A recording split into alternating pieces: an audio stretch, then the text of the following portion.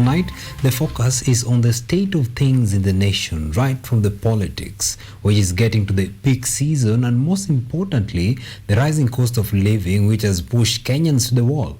The senators today voted to raise Kenya's debt ceiling to 10 trillion Kenyan shillings to service the budget deficit. And what does this mean for Kenyans moving forward?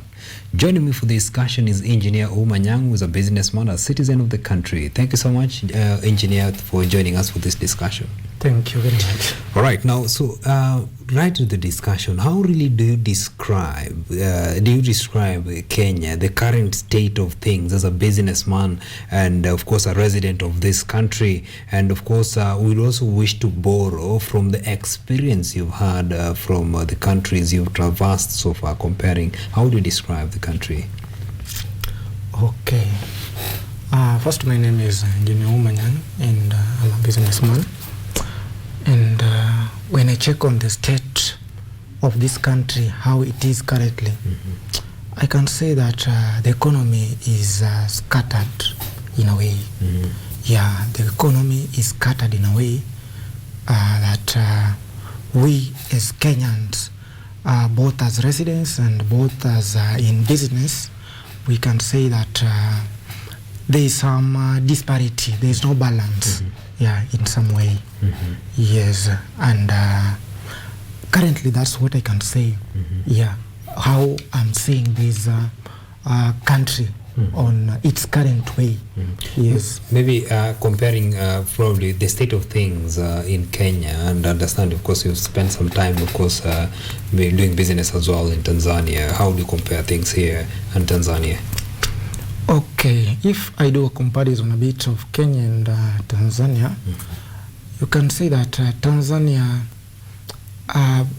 when we compare the state, the Tanzania's economy 2 years ago, or let me say a year ago, and currently we can say the Tanzania is joining the, we call it uchumi wakati. Yeah. How do you translate that uchumi wakati? So as we compare that with Kenya's economy, okay, Kenya was ahead of Tanzania, but you can see Tanzania is growing. Yeah, Uganda is also growing. Where these countries are leading to past Kenya, you see, and we can see with the currency and how the businesses, you can see our neighboring countries, even within the East African community. You can hear them saying that, okay, oh, you can see our economy have grown, you see, we are now catching up with Kenya, just because of what is happening currently in our country. Right. Yes. And now the question of the cost of living, because, Kenyans are feeling, let me talk of the common mwananchi. Yes. They are feeling the cost of, the rising cost of living, because it started from rising, the rising cost of fuel, and of course now it decentralized to the basic commodities, cooking oil, flour, and so there's the galloping, inflation in the country, and of course the surging food prices, which is a great concern to most Kenyans. So the politicians currently, because it is the political season, politicians are promising of better lives, of course, lowering the living standards. Is it anything to go by? Okay, about lowering the standards of living, as the politicians promise us, to me it's a game that is being played on Kenyans. So let's say that today the price of flour is, let me say 250 shillings, or yesterday it was 150 shillings, and today is 250 shillings. Then a politician comes and tells you that when you elect me, or when I ascend to power, I'll reduce the cost of living, and reduces that flour by to 200 shillings. You see? After all, you will find that is not helping at all, because at first, when that the price of flour was 150 shillings, you could not afford it. So he played a game with, he played a game on you so that he could hike it and lower it with a smaller percentage. But all in all, he has achieved whatever he wanted, because whatever he wanted was to increase the price. So he was more or less like playing with the prices. Yes. No, actually, the rising cost of living, it's not a problem of Kenya alone. It's also felt in other countries. Of course, we understand the situation in Ukraine and Russia, of course, being the major oil suppliers, and of course the sanctions that have been there on Russia. Now, it's not a problem of Kenya alone. Now, but comparing, looking at how things are in Kenya right now, do you think it is a lack of a political goodwill to save Kenyans from some of these, food shortages and high prices problems? Yes, I can. To me, I can say that we can also blame our leaders. Because they are the ones who are pushing us to the wall. Okay, we understand that there is a Ukraine-Russia war, and we also had coronavirus. By then everybody was blaming coronavirus, and finally the economy was opened such that businesses could flow. But when you come back to the field of business, guys will tell you that the business is not flowing, you see, as we expected, because all we were praying of Mr. President open the country so that we can commence with our businesses. But the Russian-Ukraine war, okay, it has affected countries globally. But if I take sample or an example of the East African community countries, it's only Kenyans. We sleep today, tomorrow we wake up with an inflation. You see, prices of basic commodities which are going up each and every day, and the taxman is also taking a lot. Yes, the taxman is also taking a lot. For instance, somebody will tell you that in diesel is above 100, and it's approaching 150 shillings, right? Right. Yes, and somebody will tell you that the taxman is eating somehow a quarter of that money. But of course, we understand that what the taxman is doing. We have a huge debt burden, and of course, probably still on that, talking of the huge debt burden, we have seen the Senate today voted, to increase the Kenyan debt ceiling from 9 trillion to 10 trillion. So, what does this, of course, mean to Kenyans? Are we expecting life to be a bit, of course, this was done to finance the deficit in the budget, of course, that was read the other day. So what should Kenyans expect with the raising of the debt ceiling as well? Okay, raising the debt ceiling to 10 trillion. Okay, the major problem we have is that, I said previously or earlier that it's our leaders who are continuing to push us to the wall, or they are continuing to hurt us. Yes, debts have been borrowed. We have debts in major debt. Almost all lenders, the country have debts, but accountability of this debt, or how this money is being used when it lands to the country, is a question that nobody have an answer. You see, so if our senators today approve that we sailed the debt, or we increase the debt limit to 10 trillion, I can't say that they have a goodwill, or they are of goodwill to the common mwananchi, that they want the good for the country. What I can say that it's the common mwananchi and the businesses, that are going to hurt. Yes, the businesses, everybody is going to be hurt. Don't think that today when in business we increase the prices of goods or services, and we'll be feeling better because we'll be receiving so much money. No, it's an equilibrium, you see. Yes, and we'll be also having low sales. We'll be recording low sales in terms of productivity, low sales and low productivity in terms of our services or goods we are providing.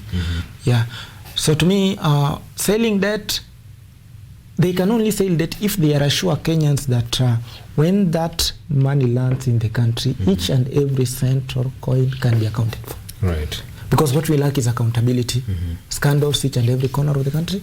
You see? Right. Yeah. So what we need as Kenyans, we will continue. We are already hurting. We can't say that we'll hurt. We're already hurting. Yeah, it has been a question. It's okay. It has been a matter of years and months. We're already hurting. But now, can we have an accountability of all this money which is borrowed into the country? Right. That each and every coin can be accounted for. Yes. All right. Now, so moving forward, because it is a sad reality that Kenyans have to live with. That, in as much as yes, you are expecting light at the end of the tunnel, it is really a dim light at the end of this tunnel. Tough times are here with us, and of course, we should be bracing ourselves for probably much tougher times. So in doing business, because I understand probably where you're coming from. The other day I was there, we're doing research, fact finding on how people are dealing with the high cost of living. People must continue doing business. Of course, they have to provide the services, they have to provide goods that the people need. So how do you create this balance to ensure that there is an equilibrium, that in as much as yes, life is tough, yes, but you also have to provide these services to the people? How do you create this balance? Okay, creating balance to me is a challenge. Yes, creating balance is a challenge, because today the cost of living has risen. That's a song of everybody's mouth up there. Yeah, when you ask every Kenyan, how are you faring on? Oh, the cost of living has risen. Oh, I can't afford. So, but in the normal goods we sell or the normal services we provide, Kenyans are finding it hard to cope up with this.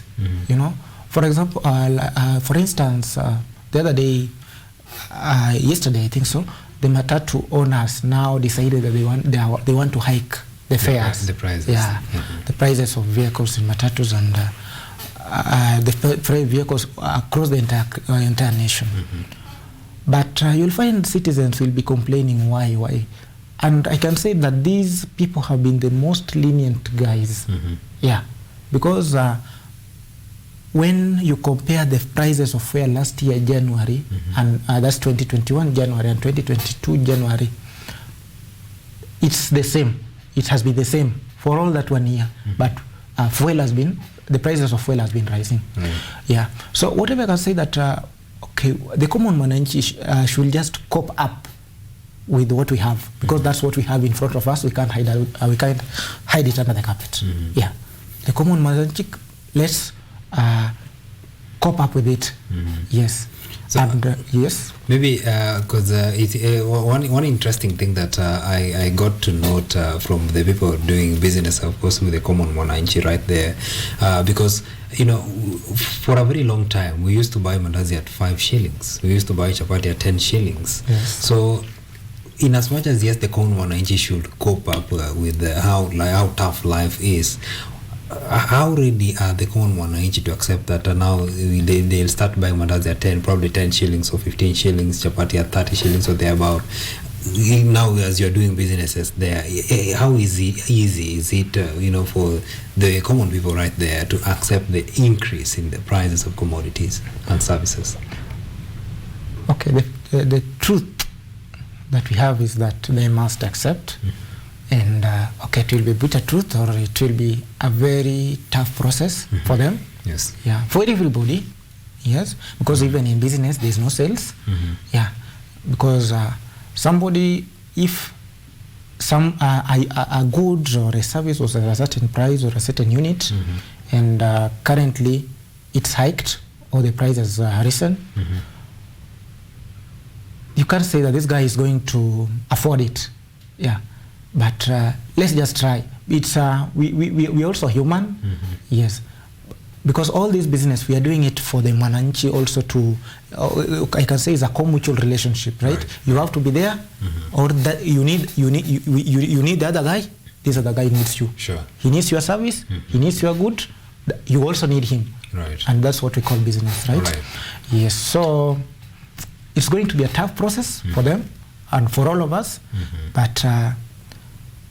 It's upon us to now cooperate. Right. Yes. All right. Now we are on the peak season of politics, and of course we've gauged campaign the candidates, of course, coming in with the manifestos, agendas here and there of how they would want to better the life of citizens of this country, and On the August 9th, of course, when Kenyans will cast votes, they will make a decision of whom they want to be the president, who will lead them in the next 5 years. And of course, being that you've been in the country for enough time and you're a citizen of this country, gauging from the agenda and the manifestos of, let's talk of the presidential candidates, because it's easy to gauge them. Who do you really feel has the interest of Kenyans at heart, and probably if he clinches office will be able to solve some of the myriad challenges that are facing this country? When I check across the political divide and I compare all the leaders who are contesting for various posts, including the presidency. Yes. All these people have been in politics. Nobody's new. Yes, nobody's new. And the so-called manifestos, they are statements or stories that have been there. Yes. So there are people who have been working in the government in different portfolios and in different offices, and they have been at that capacity to assist Kenyans. Right. So I can't say that there's somebody who is promising Kenyan good, that he will come and change the life of Kenyans. How do you expect to say that somebody will change the life of Kenyans? He has been in government and whatever is happening is under his watch. He's close to the government than I do. You see, and he's coming to tell me that when you elect me or when you vote me, I'll make life easier for you. And the same person is the one killing my business, or the one, all these, the so-called inflation is happening in his watch. So I can say that all contestants, there is nobody who I can say is promising or has that good for Kenyans. So we are just, like the question you asked earlier, that when after the elections, that will life be better? Is not going to be better, because again somebody is going to play around with the prices, so that or play around with the commodities and goods prices and services and all that, taxation which is increasing, you see, and all that. So you have to pay a lot of taxes in terms of as a citizen, even employment, in business, VAT and everything, you see. And so you can't say everybody, they know what's happening. But of course, at the end of the day, we must have a president. We must have them. But there's nothing good we'll expect from them. All right. Yeah. We can say that they either maintain it, but I can't promise somebody that somebody will lower it down. All right. It will be either maintained or be increased higher. All right. Yes. All right. Now, because of the interest of time, as we wind up this discussion, what message would you wish to pass to Kenyans, even as we're headed to elections, probably in embracing themselves with the tough times and the recent reality that we're having at the country right now? Okay, to all Kenyans, I can say that, this is a tough reality that it's in front of us that we have to cope up with. And as I say that, we need to cooperate now. That philosophy of brotherhood or undugu, we need it now, because it's here with us. We can't run away from it. If your neighbor can't afford and you can assist, because there are some people who are going hungry. Some people can't pay their bills. And if you are at that position to assist, kindly assist. In another one, in terms of business and services, and in the business sphere, let's cooperate. We also in business, things are very tough with us. It's what we have in front of us, so it's very tough with us. So it's just that mutual cooperation that will steer us forward. And will see us go through all this and still keep us strong. All right. That's it for the State of the Nation discussion. Of course, we are looking at what's happening in the country and what Kenyans are anticipating, and probably focusing on what Kenyans should expect after the general election. Thank you so much, Engineer, for dedicating your time for this discussion. Thank you. I'm very grateful.